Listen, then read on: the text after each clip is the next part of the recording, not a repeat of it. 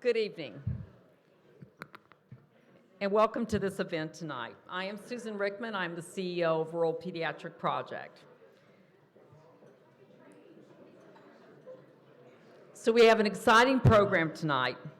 As the title of the program for the evening states, we'll be discussing the state of the children's health around the globe and how this organization and our community of medical volunteers and donors addresses the overwhelming reality that 9 out of 10 people in the world have no access to basic surgical care.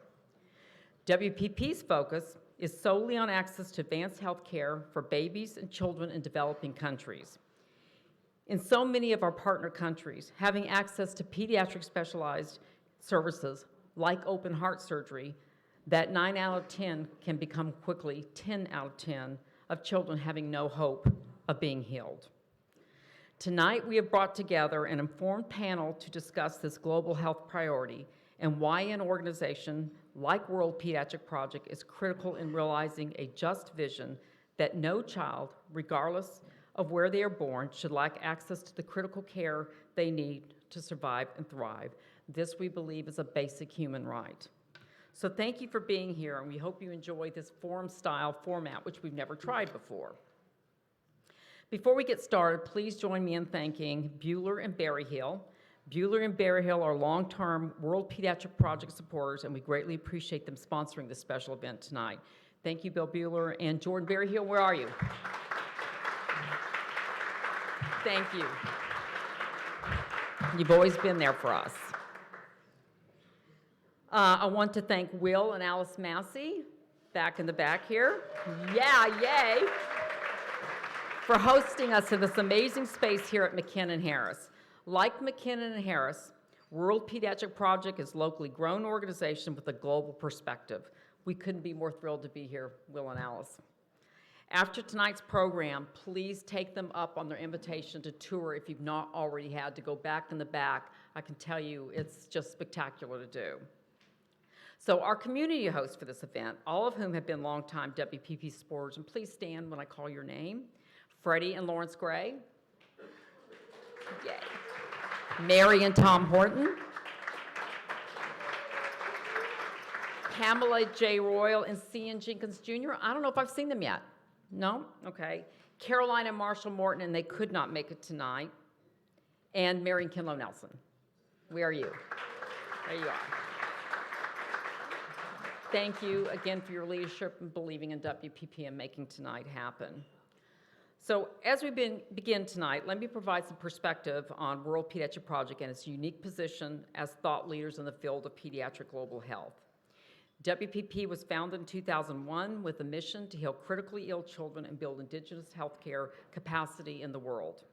We are currently focused on 12 countries in Central America and the Caribbean with programs that address providing direct care, services lacking in these countries for children, and we implement training programs so that our medical partners in these countries can provide better care for the children today and tomorrow. Since 2001, WPP volunteer surgical and diagnostic teams have provided 9,000 surgeries in our partner countries and an additional 750 surgeries in our U.S. partner hospitals where advanced facilities were required. Over 500 diagnostic, surgical, and rehabilitative teams have traveled for us. This year alone, 63 teams will travel for WPP in 16 different pediatric subspecialties. Because of the quality of carrying out our complex programs, we maintain a 97% retention rate for our physicians and nurses. That is critically important to us, and I am just so pleased. I want our volunteer surgeons, nurses, doctors to please raise your hand right now that came tonight. Look around. You just carry my bags. Thank you for being here because you're what we're all about. All of this together has allowed WPP to link $145 million in advanced health care in a region that severely lacks the services for the children. It was really not until 2015 that the global health community, academia, and the Lancet Commission on Global Surgery began in earnest to shine a light on the substantial gaps of access for surgical care, resulting in one of the leading causes of death in children in lower to middle income countries. I'm proud to say that WPP has been at this for 19 years. I'm also so proud tonight that we have students from VCU from the Global Surgery Program, and I want you to raise your hands that are here tonight. Where are you? There they are.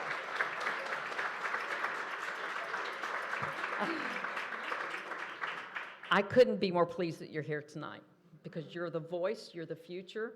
This is what you need to be focused on, and so thank you so much for being here. And we need academia to be part of NGOs, to be all of us, the boots on the ground, everything, for us all to help solve this problem. Now on to the program. I am pleased now to welcome and introduce to you, I'm really pleased to introduce you to Dr. Sanjeev Dutta, who joins us tonight from Los Altos, California. Dr. Dutta spent over a decade as a professor at Stanford Medical Center and is a pediatric general surgeon. There he developed advanced laparoscopic, thoracoscopic, and robotic procedures. He then served as a senior executive leading innovation efforts at Johnson & Johnson's medical devices company. Dr. Dutta has advised large healthcare corporations and startups in product development and business strategy. He has also advised on venture capital funds in these companies, medtech, and health IT investings. And of course, we at World Pediatric Project are partial to Dr. Dutta's role as a WPP volunteer surgeon. Dr. Dutta has served as a surgeon on 2 of WPP's teams and leaves Saturday for St. Vincent, where he will join with Dr. James Wall from Stanford to perform surgeries and explore other opportunities with me, and I'm very excited about this next week.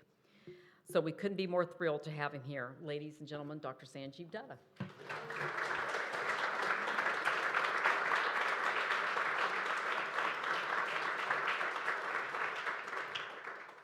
Thank you, Susan, for that generous introduction. I brought reading glasses in case I need them. I'm kind of at that point in my life where I'm not sure if I need them or not.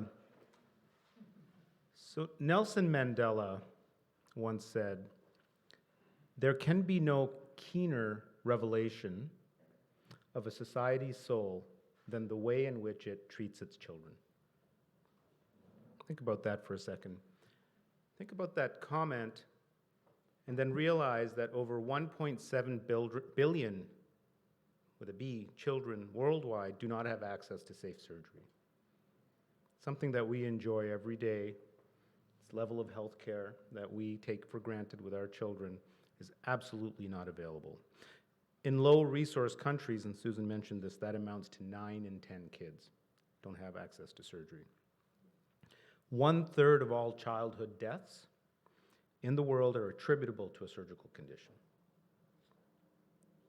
A child in the developing world that is able to survive, and that's a big if, able to survive a serious surgical disease is likely to face a lifetime of disability, disfigurement, and social marginalization.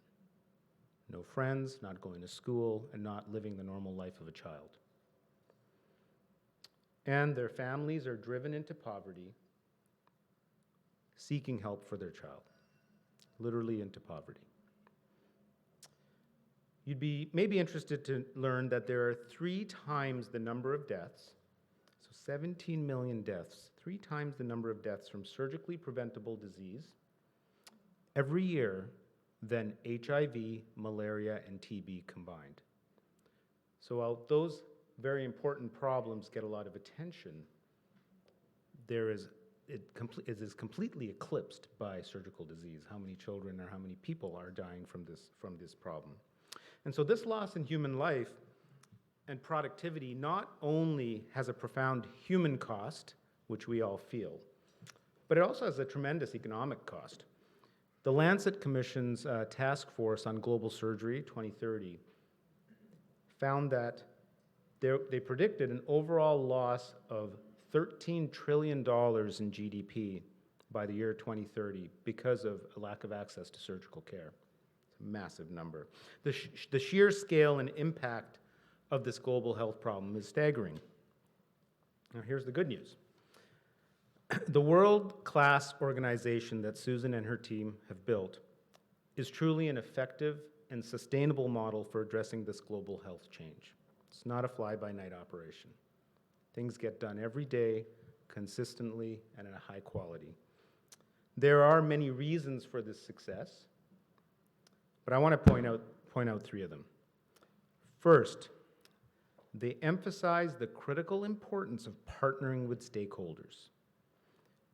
No single institution is an island. You must align incentives and coordinate resources. And these include local governments, hospitals, global health payers, such as the World Health Organization, the NGO community, and leading American medical centers. The WPP acts as the linchpin for all these stakeholders. Second, they've created a reliable and robust infrastructure with boots on the ground that makes it seamless for leading physicians like Dr. Lanning and Dr. Brown to easily engage in the work of the organization and provide the highest standards of care. So they've created this great model of care that, as physicians coming into it, you can immediately start having impact. And third, they place great emphasis in engaging and involving the local physicians. This is critically important. Why? Because it fosters sustainability.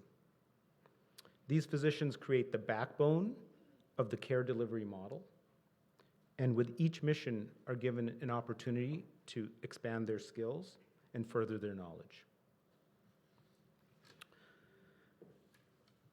But what really sets the WPP apart, in my eyes, is their eye to the future. Okay? I want to give you some examples of that. First is the focus on data. So I'm a healthcare technologist, and in my world, I can tell you, and I also happen to live in the Silicon Valley, I can tell you that data is king. Value is coalescing around information, data, intelligence, and insights. The World Pediatric Project had the foresight many years ago to start engaging in data collection around this problem of disparity in care for children, surgical care. They've built a comprehensive database that can inform global health research, policy decision-making, and program development. This is a tremendous contribution that is valuable to governments, global health bodies, and industry. This database will continue to grow and prove valuable for decades to come. Second is the focus on technology to help reduce disparities in care. The embracing of technologies. Surgeons in low-resource countries simply do not have access to the latest technologies and techniques. They need better tools, better training, and better information, knowledge, so that children in all of these geographies can get the same standard of care that we enjoy here in the United States. Without ever leaving their homes, WPP surgeons in the US already use some of these technologies. They use telementoring platforms to assist surgeons in the Caribbean through difficult procedures. So if a surgeon down in the Caribbean has booked a hard case, I know that Dr. Lanning takes his time and he gets on a telementoring platform and step by step walks through that procedure with the surgeon, real time. Now imagine how this could be enhanced in the future. Technologies like virtual reality and telerobotics, that's the world I play in, will further enable this remote support in a completely immersive way. It'll be like Dr. Lanning's there. You could probably even have a Mai Tai while he's doing it, or whatever it is they drink down there. Online collaboration and artificial intelligence, such as deep learning, machine learning, computer vision, will level the playing field by extracting expert knowledge, which until very recently has been a proprietary thing. Some people have knowledge, some people don't. The world is quickly changing now. The use of artificial intelligence will be able to extract that knowledge from experts and democratize it and disseminate it to everybody. And when you think about what's the goal is excellent care for all children, then there is a very strong impetus to do that. Not just some people who have access to the best experts. Make sense? So that's happening right now, and it'll be accessible to surgeons across the globe. So every surgeon out there will have access to information, to best practices, to platforms that help in judgment and decision-making. As surgeons, we know that the hardest part of surgery is the judgment part, and it's where the most mistakes are made. So these platforms will help with that. And then the third way WPP is what I would call future forward is through its efforts to enable development of innovative technologies to address the unique medical needs of low-resource countries. So the organization is helping to develop a collaboration between the medical community in St. Vincent in the Eastern Caribbean and Stanford University's biodesign program, world-renowned for its work in medical innovation. And in a few short days, representatives from WPP, myself, and representative from Stanford will travel to St. Vincent to discuss this idea with the Prime Minister. We're very excited about the possibilities here. And the hope is to develop novel medical technologies that are highly relevant to the local unmet needs of the Caribbean population, but that have global utility. This is a perfect example of thinking globally, but acting locally. And it's extremely powerful when you create solutions for geographic locations. Those ideas quickly get adopted by other parts of the world in ways you never dreamed. So super exciting. So as I started with, there can be no keener revelation of a society's soul than the way in which it treats its children. I congratulate the community of World Pediatric Project supporters, all of you, for living true to these words. Thank you so much for coming.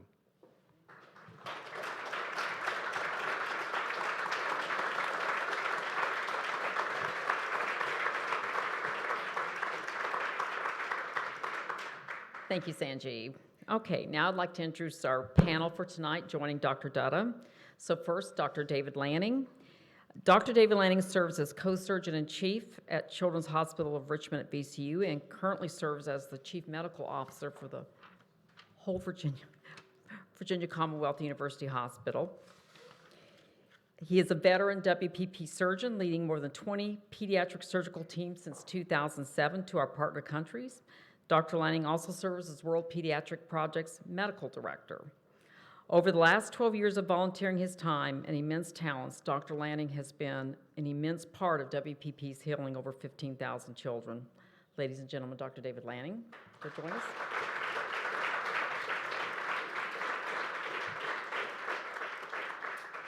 I'm also thrilled to introduce Dr. Donna Brown. Dr. Donna Brown of Virginia Eye Institute in Richmond, Virginia is board certified by the American Board of Ophthalmology and Pediatrics.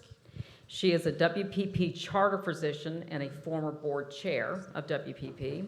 She has volunteered with WPP for more than 18 years and has led more than 20 pediatric ophthalmology teams to 3 of our countries. We are so grateful for her leadership and passion, and I give you Dr. Donna Brown.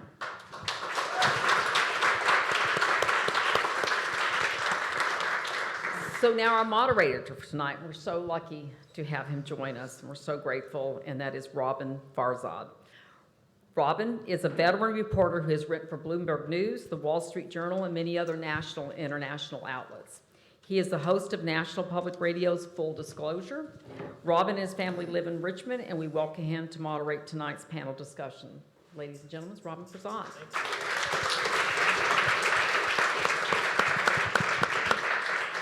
Thank you, Susan. Thank you, everyone, for coming out here. I had no idea that this was here in Scott's Addition. It is gorgeous. I congratulate the Massies, too. I mean, this is spectacular. I had no idea what's going on.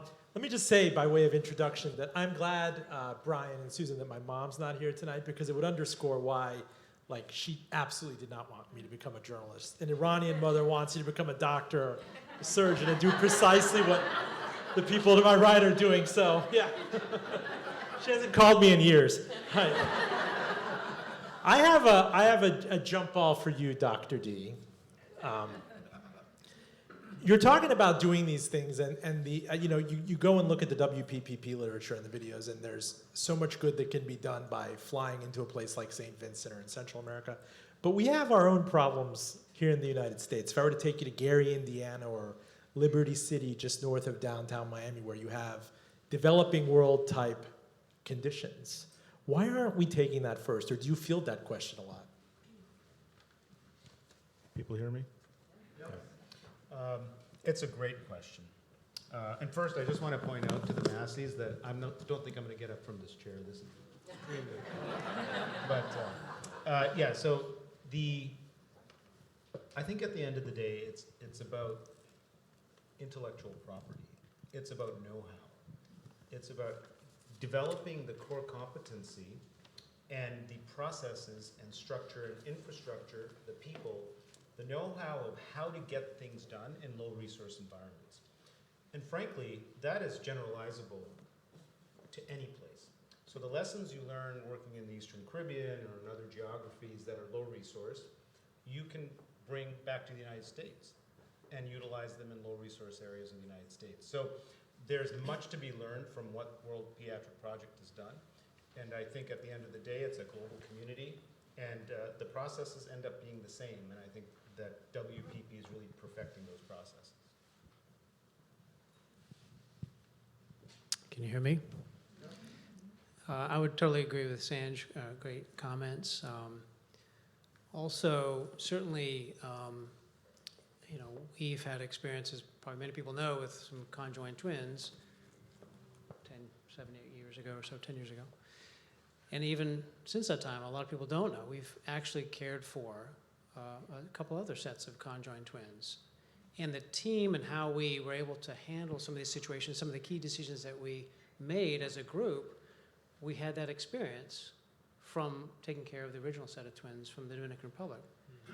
And even other less exotic and challenging situations. One of Susan's favorite stories is a baby with what's called gastroschisis, where they're born with an abdominal wall defect and all of their intestines are outside their body.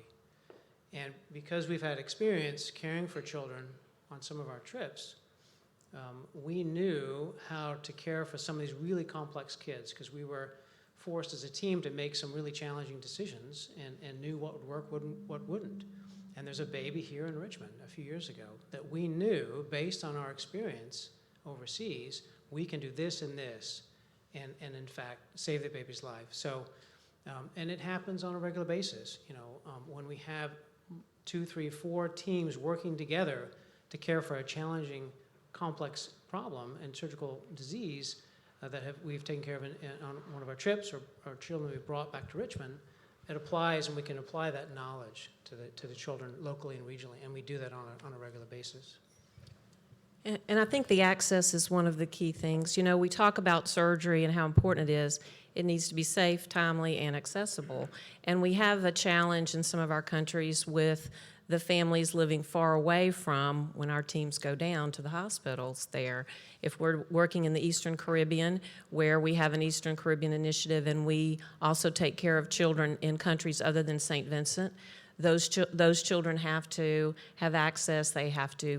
There's a cost in travel, et cetera. So part of the challenge, if you look at Appalachia or some of the other regions, it may be a challenge for the parents to get access, even though we know the surgeon's there somewhere close by. It may not be quite close enough. And even though we have the Medicaid and other government organizations that supply the costs of these surgeries, it's the access sometimes. So we do have that challenge in the U.S. I do think our NGOs help with that somewhat. But as Sanjeev said, it's extrapolable. All these things that we've had challenges with in the Eastern Caribbean and in our Central American countries, if we can be the thought leader in that, and you can say, this is how we have figured it out in these places, it's something that we can use here in the U.S. So I do think that there's a good care plan in place. Now, you've been doing this for 18 years.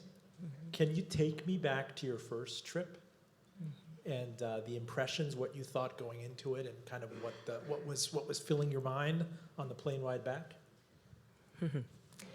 On the plane ride back, Nadia and I were in tears. Rob and I, my husband and I, started traveling to St. Vincent about 20 years ago. and we didn't know what to expect. We went because the urology guys here in town were doing work there and trying surgically to repair a pretty common problem down there, and they were being very successful at doing so. And so when we were invited, I said, well, I'm not going to go and not work, so let me see what I can do.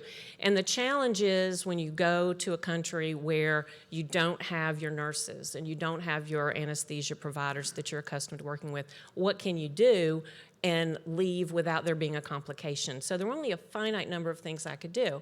And so when I went to clinic on Sunday, which is our habit now, you know, there were all these children that I couldn't fix. I couldn't take care of them because they had problems that I could not take care of there and know that when I left there wouldn't be a complication. So there were a few things I could do, and it was thrilling, and we fell in love with the whole concept of knowing that there was such low-hanging fruit. We could do a surgery on somebody and make an immediate difference. And so when I left with, oh my goodness, there is so much to do. How can we ever tackle it on the one hand, but knowing at the time this was a country of 100,000 people, we could kind of get our hands around that. What kind of affliction is low-hanging fruit in ophthalmology? In ophthalmology, In the developing world. In the developing world, for example, without getting into too much detail about the science, unless a child has the opportunity for the brain to receive clearly focused images from the eyes and the same image from both eyes, they will not develop vision. So blindness can occur that's preventable by taking care of problems in a timely manner. And one of those things is cataract surgery. And so when I went the first year, there would be a 10 or 11-year-old child, or even a 4 or 5-year-old child who had a congenital cataract. And I knew even if I took them back to the US and took that cataract out, that child wasn't gonna see any better. So our challenge has been to do this in a timely way. So the difference between what we're doing now and what we were doing then, if we can get to those children and have access to them early on, you take a child who would be blind and they're not blind, and therefore their life obviously has changed. We know how important vision is, but think of the economic impact on their family and on society and their being able to be productive. It's low-hanging fruit. It takes me 30 minutes to do a cataract operation. And Dr. Dutta, when you advise venture capitalists, we have VC friends in common out there in the Valley. I'm curious, coming into this event, is there something that illustrates kind of the multiplier effect or leverage? Again, I don't mean to get into economic language, but that your effort causes such a ripple when you're there that you suddenly become an evangelist. I need to get more Dr. Lannings, more Dr. Browns. I need to spread the gospel because it does so much good for the incremental effort that I put in. Yeah. I think there's two answers to that question. Okay, one is sort of you don't want to get into the economics too much, but there is a sort of a financial answer to that question. But there's also another answer that I think is potentially more powerful, and that is everybody wants to do good in these regions. Everybody wants to have the best for all children all over the world, right? So when you look at all the stakeholders I talked about, whether it's industry, large corporations, or NGOs, or all these different organizations, they all want to do well. And believe it or not, most industry has a pretty strong social corporate responsibility to do so. What they don't have is the wherewithal to execute on that intention. Okay, so what I would say is an organization like WPP, while it has, there are all these other organizations that intend to want to do this work, it creates, as I mentioned, it becomes a linchpin for actually executing on that desire. And that's really critical. If you don't have that, it just ends up being a lot of meetings and a lot of talking and maybe some money spent, on occasional episodic types of things, but not this sort of sustainable continual care model. So I want to commend WPP on that.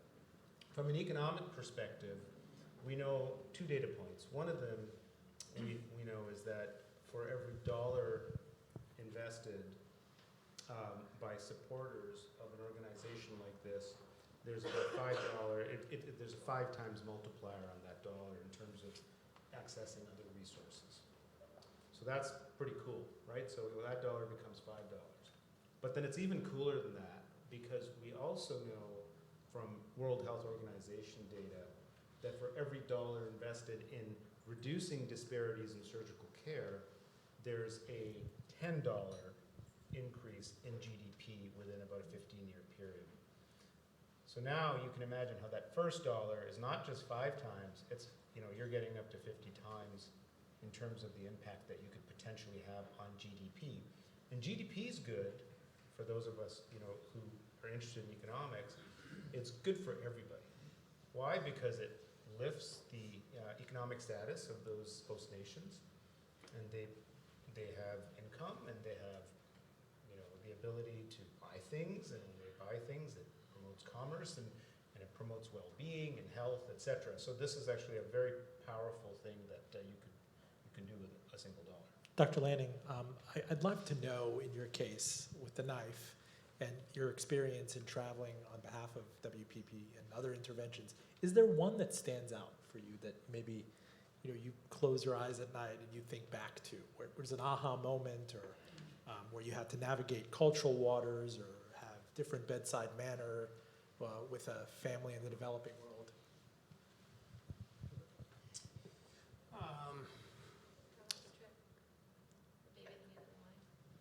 Oh, that's a great point. So, as my wife, who went with the trip and provided anesthesia for our patients, suggested, there was a small baby that was born on our last trip that needed, I guess, difficult IV access, and we decided to place what's called a central line. So it's a way to actually be able to give IV fluids and even IV nutrition while we're waiting for the baby to grow. And so we were able to place that catheter. It was very challenging, small baby, 1.5 kilos or something like that. Yeah. And be able to provide the nutrition for that child.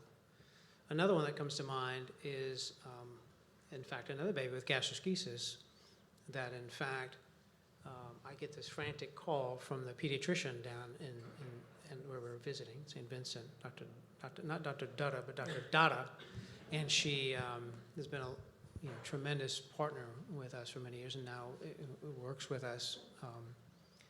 She calls me 10 days before we're heading down for a trip and says, "David, I got this baby that was born with gastroschisis, as you recall, with the intestines outside the abdomen.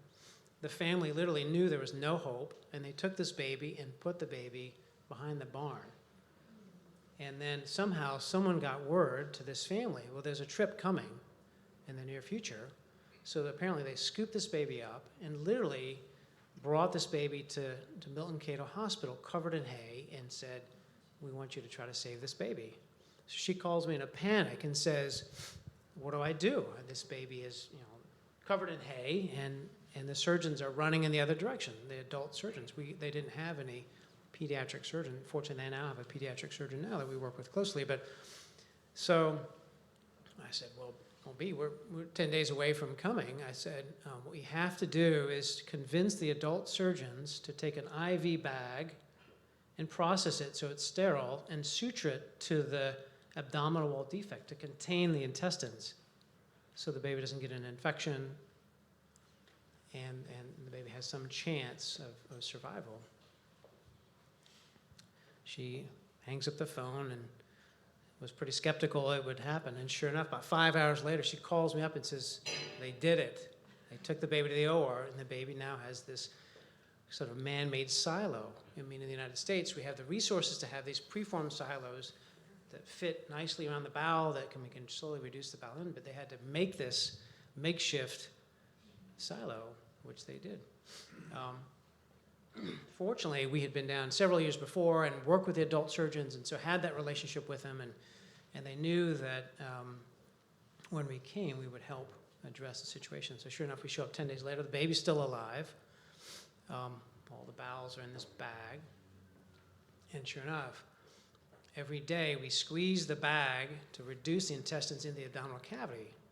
Every day, a little bit more, a little bit more. And the last day we were there, we used to go on many trips and have a free day, which would never turn into a free day because there'd always be stuff to do. So sure enough, I said the day before the free day, I said, well, B, I think we need to give it a few days to really, because as you can imagine, the abdominal cavity, there's no space. You have to stretch it out. And so sure enough, we'd stretched it out quite a bit. And I said, well, in a few days, have them close the fascia. She said, B is her name. B turned to me, she says, they're not going to be able to do it well. You have to do this tomorrow. So sure enough, we take this baby, and I've never closed the fascia as tight as I've ever done in a baby. And at that time, they didn't have ventilators. So we knew after the operation, we had to extubate the baby. And just fingers crossed. And sure enough, it was the first case we did. We closed the fascia incredibly tight, a lot of tension. And then one of the people on the team was on the side of the OR hand bagging the baby while the anesthesia completely left the baby's system. We did another case. And then as we were finishing that second case, the baby was breathing on her own, labored pretty fast, but fingers crossed. We stayed with the baby for a few hours, and then tucked her in with the nurses, and fingers crossed. And sure enough, we got a call the next morning. The baby was alive, and she was making it, and her breast rate was a little bit better, and she survived. So I have a pretty incredible picture of this baby.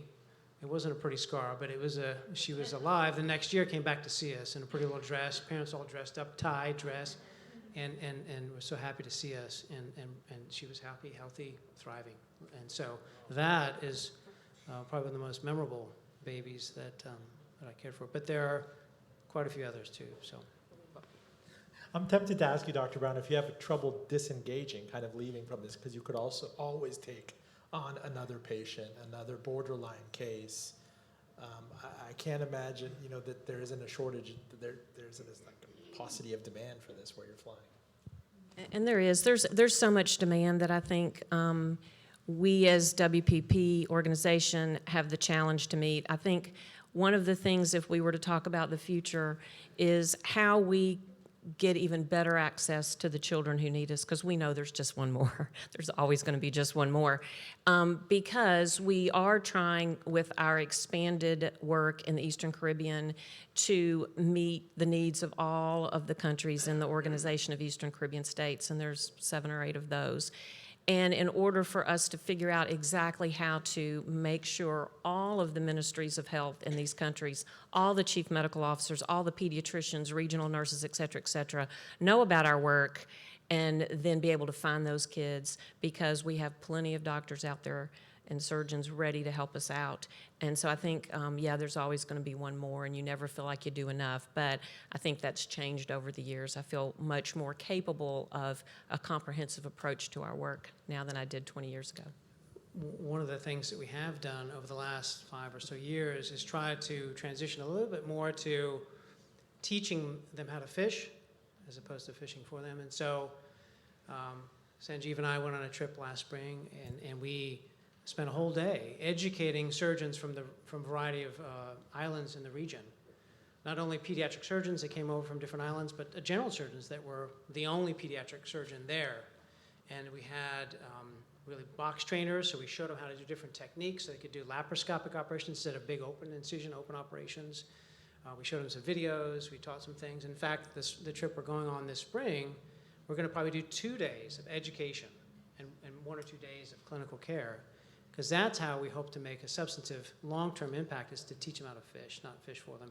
I mean, there's plenty of opportunity for both, but certainly educating them there, they need it, they're hungry for it, and we're planning to continue our efforts with that.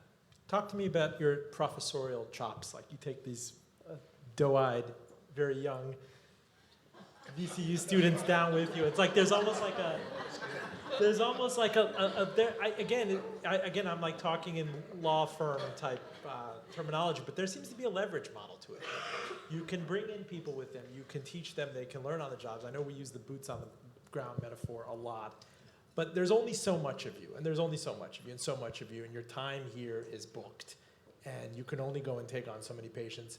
What are some of the innovations you talked about?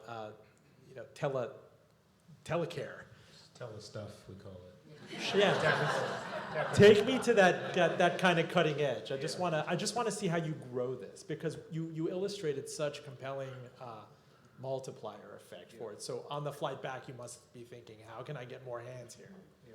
The best way I can describe it to you, because these are all technologies that are in the pipeline and being developed, and some of them are admittedly expensive right now, but over time, as most technologies are going to come down in cost.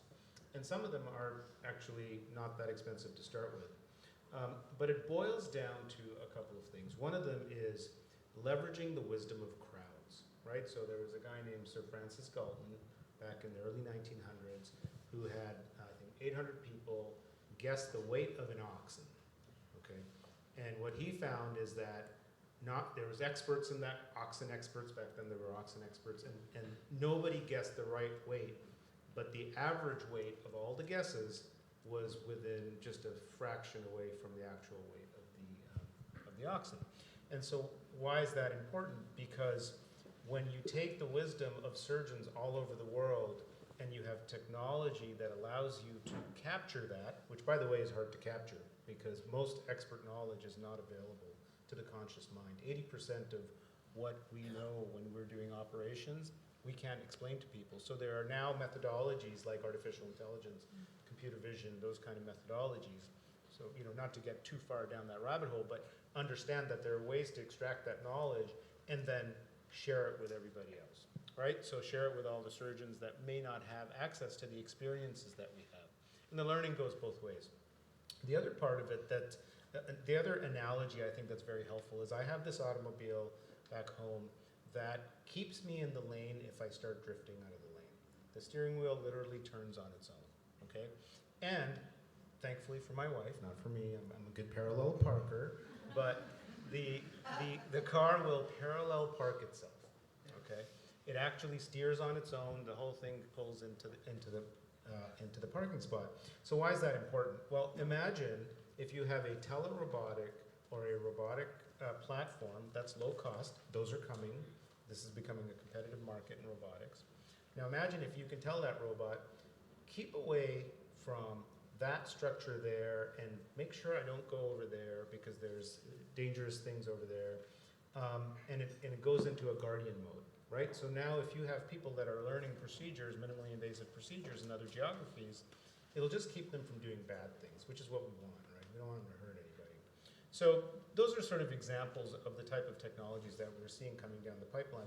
One last one I want to quickly point out because this is super cool, and it's about sensory augmentation. So we don't, what makes us experts? What makes us experts is in surgery is that when we look at anatomy, we know exactly what that anatomy is, and we can kind of think of it in many, many different ways, right? And then when a novice looks at anatomy, they don't see the same things that we're seeing as experts, even though you're looking at the exact same scene, okay? That's the nature of expertise. Now imagine if you could augment sensation so that instead of, I know that this blood vessel is hidden behind this structure here, but what if you could make that blood vessel glow so everybody in this room can see it? That's sensory augmentation, and there's technologies coming out that do that sort of thing. Once again, it just takes the guesswork out of what we're doing and creates a lot of safety and precision. One more? Yeah, to add to that, one of the things we did maybe 10 years ago, we installed a desktop telemedicine at one of our islands so that we could provide consultations, the teams could prepare and see some of the patients, know what equipment to bring, follow them up afterwards in conjunction with the local docs there. 2 years ago, we took a little tablet down. It was about this thick, this wide, about $11,000 or $12,000 that allowed us to do mobile telemedicine. And then last year we took down, or actually now we're testing here, we're going to take down probably this spring, one that's $1,100, that's about the size of a Kindle. Great technology, allows for that mobile telemedicine. So the technology is getting better. We plan to use that in our efforts to continue to educate those that are there and provide care to the patients. And one anecdote, if I may, one of the things that has really changed our work in St. Vincent, or my work, is having an ophthalmologist there who now is she's from St. Vincent and she's come back to practice there and she's fantastic. We talk almost every week. We share patients. She helps with the post-op care and the pre-op care. Well, she called me one Friday and said, I've got this child, she's 9 years old, he's got retinal problems in both eyes, his vision's down to 2200. I don't know what to do. She described her exam. I said, well, you know, I'm coming on Monday because I happen to be going there for another reason. And I said, let's get him in. So we got him in, and she had just bought a camera that attaches to her slit lamp, which is the exam that you use when you go to the eye doctor, as you know. I had already warned my retina colleague that I was going to see this child and that I might want some help. We took a picture of that child. We're in St. Vincent, take a picture of the child. We immediately send it to my phone, I send it to my colleague, and he answers back. So this is the difference between 18 years ago and now, and it's the technology. The pictures were fabulous, it was easy to see, and we had a plan, which gives that person that we're trying to teach and help access to subspecialty ophthalmology care when she didn't have it before by virtue of technology. I'm feeling some Q&A from the audience. I don't know how you guys are feeling. Please ask the question. I can envision that for you to be really useful, you have to have the facilities there.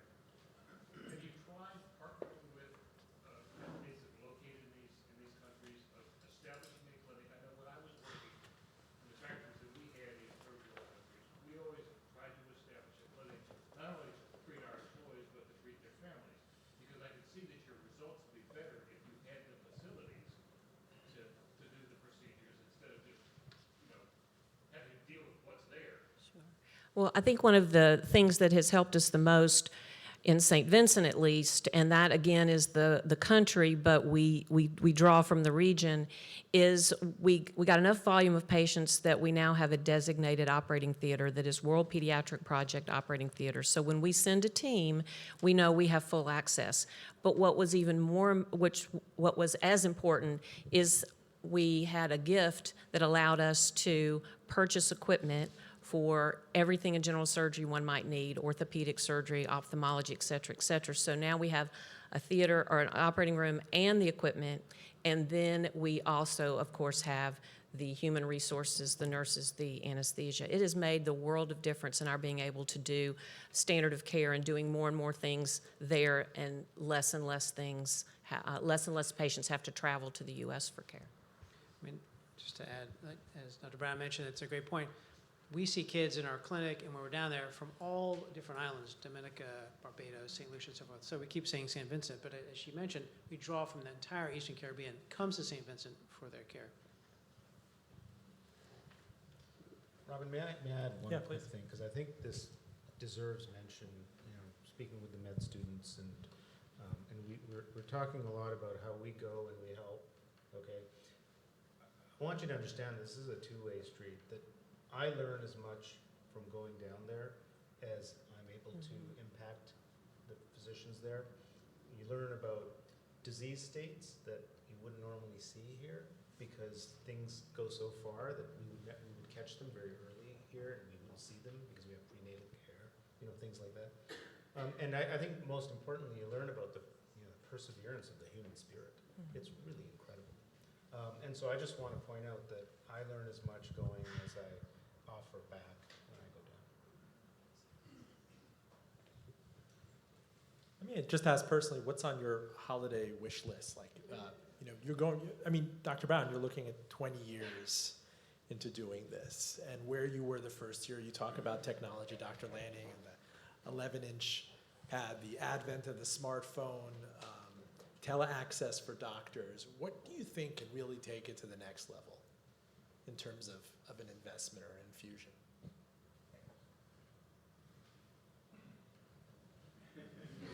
It's the business journalist in me. You walk into these VC pitch meetings, there has to be. Yeah, there's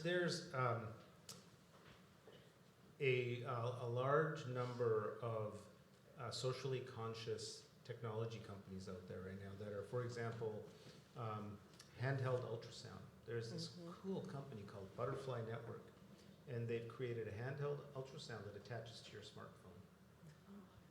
There's another company called Caption that takes that ultrasound information of the heart. It teaches an inexperienced sonographer, somebody who's never used one before, exactly how to take an ultrasound of the heart, and then it uses artificial intelligence to examine that ultrasound image and tell you if there's a problem with the heart, valve problems, ejection fraction. And these are not expensive technologies. These are highly, you can disseminate this across the world. So there's many examples like that. In my wish list, I think that a really sophisticated telepresence platform where, and why, this is the climate change thing now. I mean, flying back and forth is great that we can do that, but there is a carbon footprint to that. And the ability to have a presence at a distance in a way that's immersive and meaningful and impactful is really cool, and there's technologies now to have that. So that would be on my wish list. Dr. Lanning? Well, I would totally agree with Sanjeev. I think that the technology now is so good, and 90% of surgical care is just knowing what to do and when to do it. And a lot of these surgeons just haven't had the experience, haven't had the training to know. And the technology is so good, you literally can, it's like you're in another room, and you can, to the second, see what they're doing and guide them through these operations. So there's some fantastic operating telemedicine equipment beyond just these tablets that are specifically designed to teleproctor in the operating room. So that would be a game changer, certainly, for not only our partners in St. Vincent, but all the other partnering countries that work with Honduras, Dominican Republic, and so forth. So that's on my wish list, Santa. I'll chime in last, I guess. And one of the things we haven't spoken too much about tonight, but it's kind of the prevention thing. There's some conditions out there that, if identified and treated promptly, sometimes don't lead to needing surgery, and there's a lot of those things in ophthalmology. So I think of the things that are endemic in the regions in which we work. And some of those things are not pediatric specific. Sometimes they're adult specific. But for us, we have technology now to do mass screenings for things like diabetic retinopathy that can lead to blindness and surgical conditions that, if treated promptly with appropriate lasers, et cetera, prevent the blindness, prevent the need for surgery. So, and those are affordable things. It just takes the organization of doing it. It takes the chief medical officer, the Ministry of Health, et cetera. So I would hope that as the GDP of some of these countries improves and they can spend more money on healthcare, and we can help them get to the point where they can purchase some of these things, and it can rise to the top of their list, that some of these things will help prevent, like we've done in some of our countries, the need for some of these surgical cases to even come to fore. Thank you for tonight, and especially for all you've done and continue to do. We have room for one more? Yeah, first of all, I'd like to thank all of you for a great event, and thanks for your dedication to children and specifically WPP. I guess my question is, how do we bring along the younger people to get involved with this movement? What do you perceive their involvement early on now? Because I think that's an important part to be able to pass on to the next generation. As we all know, this generation that's coming up is very passionate about doing global medicine and, taking care of third world countries. So I'd like to have some input from the panel on that.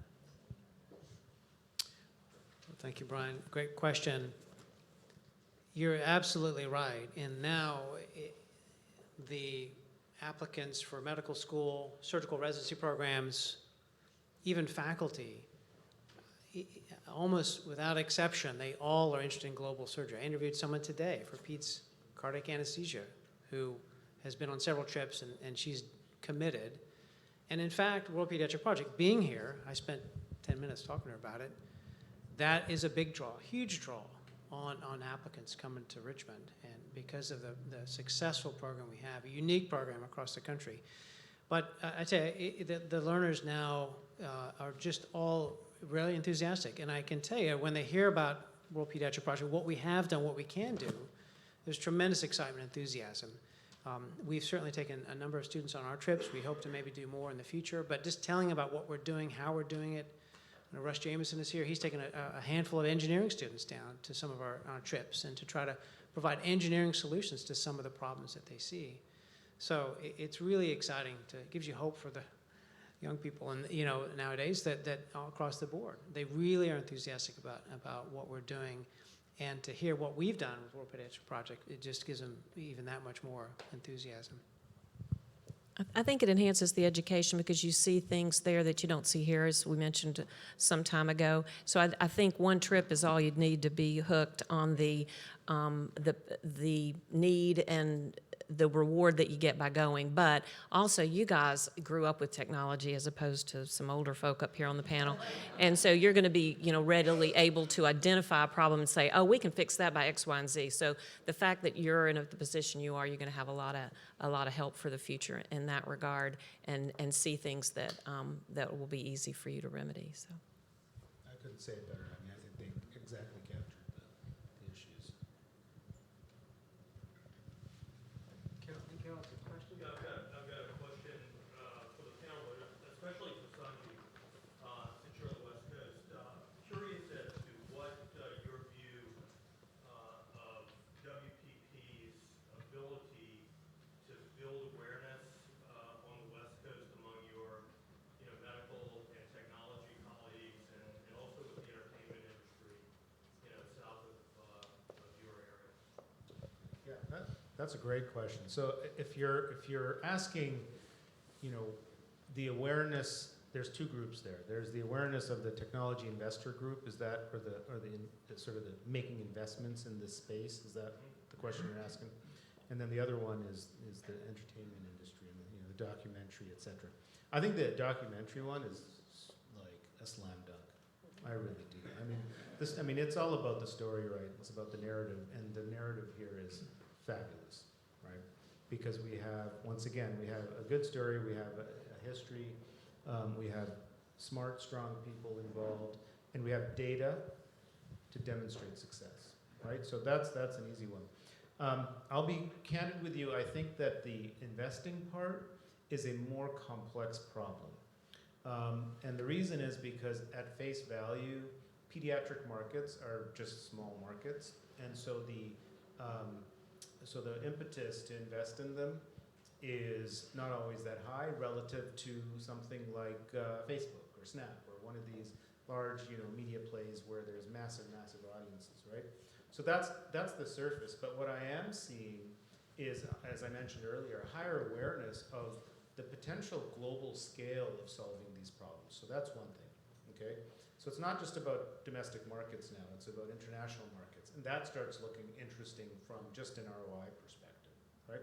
The other really interesting byproduct of innovating in this space and investing in this space is the trickle-up effect to adult markets. And that's because engineering product development for small people is generally more difficult than it is for big people.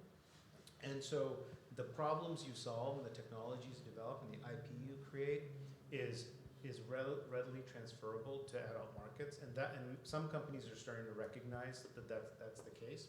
And there's also an FDA incentive around, patent incentive around serving pediatric markets where you get longer patent life if you do. So there are things that people are doing, and those are some examples. One more question here. One more? So, to the panel, I'm not sure everybody in the audience understands the significance of a really sea change in the way that the world has thought about surgery in global public health over the last couple of years. And this organization for 20 years has been working on surgery and poo-pooed for many of those years. We need vaccines, we need clean water, et cetera, all of which are great. But 3 or 4 years ago, Lancet, which is is probably the preeminent global think tank in public health and health, looked at the role of surgery versus other things and found that it was immensely important and really validated everything that Susan and Sue and the others have been doing. Could the folks on the panel talk about the sea change in the understanding of what we're doing to the world and what that means for the future? Yeah. Yeah, absolutely. I mean, we have seen it and lived it. In other words, we will go down to Dominican Republic or Honduras, and we will see that the surgeons there maybe can save some children, others they can't, with surgical disease. One is Hirschsprung disease. It's a problem where the colon, part of the colon doesn't work well, and they can save the child's life by diverting the child and having a colostomy, and that's all they do. The problem is they don't even have the resources to provide ostomy bags. So these children have diapers or towels wrapped around them, and they stool in these towels. That's it. Their lives are safe, but the cost, as was mentioned, and the struggle for the families is tremendous.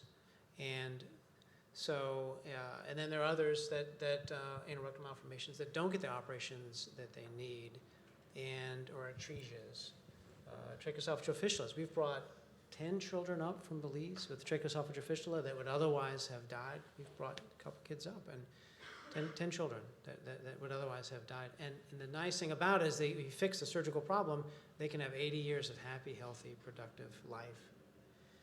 So we've seen it, we've lived it, but it's amplified, throughout the world. I mean, the Caribbean, the Central America that we serve, tremendous need, but it's throughout the world too. So, yeah, it's nice to finally see some light shed on this immense problem. I agree. And the thing that the Lancet did is they brought to attention this idea that it's not all about specific diseases. Okay, so when you think about historically public health or global health, you think about HIV, malaria, TB, the ones I mentioned earlier, and those are important diseases, and you lose a lot of lives from that. Surgery is not a disease. It's a huge number of disease states it's the way you treat those disease states. But simply not having the ability to deliver that care means there's probably 50, 60, 70 diseases, that are prominent surgical diseases that don't get treated. And that's why the economic impact is so high. So that was the insight. Now, wait a minute, we've been focusing on disease, but it's this inability to deliver important care and access to care and delays to care. That's actually the biggest problem in surgery is a delay to care. People can't actually get to somebody. They identified 3 procedures that they call the bellwether procedures. It's hysterectomy, C-section, open fractures, and what we call exploratory laparotomy. So when you have belly pain and you do an operation. And only about 50% at best of any first-level hospitals in the world are able to deliver those bellwether procedures. The bellwether procedures indicate the ability of the hospital to do multiple other less complex procedures. So most, quote, first-level hospitals aren't able to do these very basic things. If you get maternal hemorrhage, if you can't do a C-section, you can't save mom, you can't save the baby.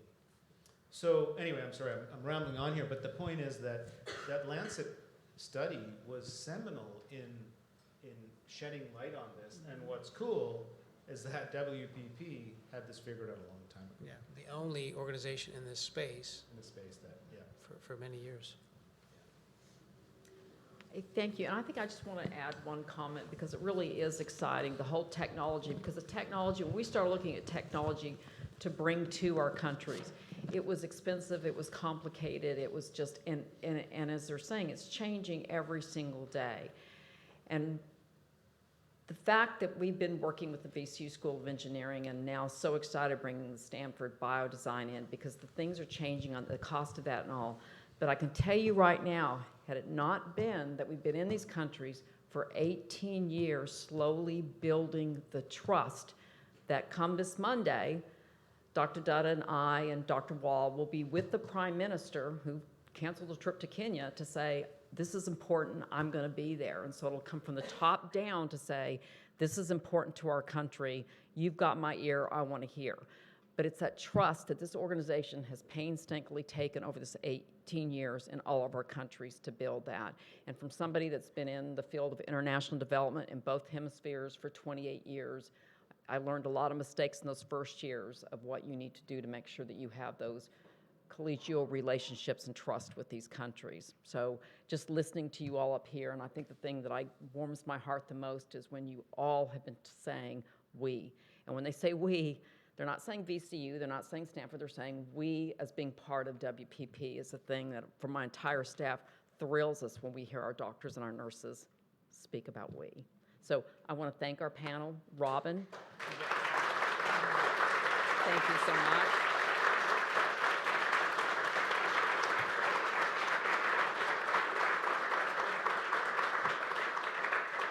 And Bueller and Berry Hill, again, thank you so much. You're always there for us.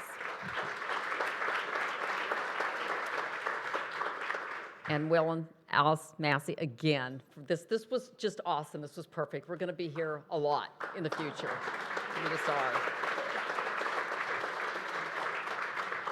And finally, thank you, for being here tonight. Your willingness to learn more about how we together can help heal more children in developing countries gives us hope for the future, and that we know we don't take this journey alone, that it takes all of us in this room. So thank you for being here tonight. Please do the tour if you've not done it yet, and God bless the children of the world. Thank you.